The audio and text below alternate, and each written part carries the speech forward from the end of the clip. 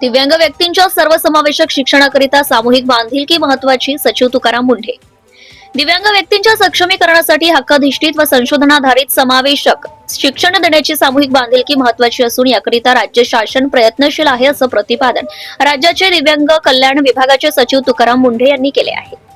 National convention of educators of the deaf NCED Maharashtra व अली यावर जंग राष्ट्रीय वाणी व श्रवण दिव्यांगजन संस्था मुंबई यांच्या संयुक्त विद्यमाने फर्ग्युसन महाविद्यालय या ठिकाणी आयोजित दिव्यांगतेच्या दृष्टिकोनातून व संशोधनाच्या आधारे समावेशक शिक्षण या विषयावरील आंतरराष्ट्रीय परिषदेच्या उद्घाटनाप्रसंगी ते बोलत होते.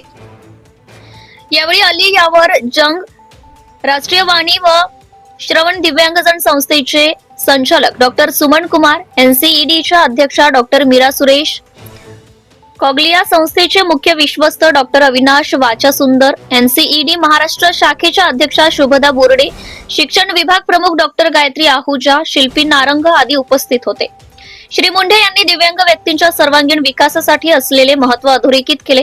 समावेशक शिक्षणाच्या यशस्वी अंमलबजावणीसाठी संशोधनाधिष्ठित पुराव्यांवर आधारित धोरणे व कृती आवश्यक असल्याचं त्यांनी नमूद केलंय.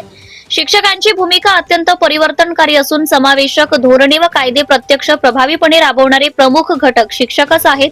विविध विभागांमध्ये समन्वय, संस्थात्मक सहकार्य, उत्तरदायित्वाची स्पष्ट चौकट आणि पारदर्शक प्रशासन व्यवस्था आवश्यक असणे यावर त्यांनी भर दिलाय. दिव्यांग व्यक्ती हक्क अधिनियम 2016 संविधानिक तरतुदी आणि संबंधित कायद्यांची प्रभावी अंमलबजावणी, सार्वत्रिक सुलभता, समानता व सामाजिक न्याय या मूल्यांचे महत्त्व त्यांनी अधोरेखित केले. पालकांची सक्रिय भागीदारी, तंत्रज्ञानाधारित उपाययोजना, मानक कार्यपद्धती आणि सर्व भागधारकांचा सहभाग यामुळे सेवा वितरण अधिक प्रभावी होईल, असंही श्री मुंढे म्हणाले.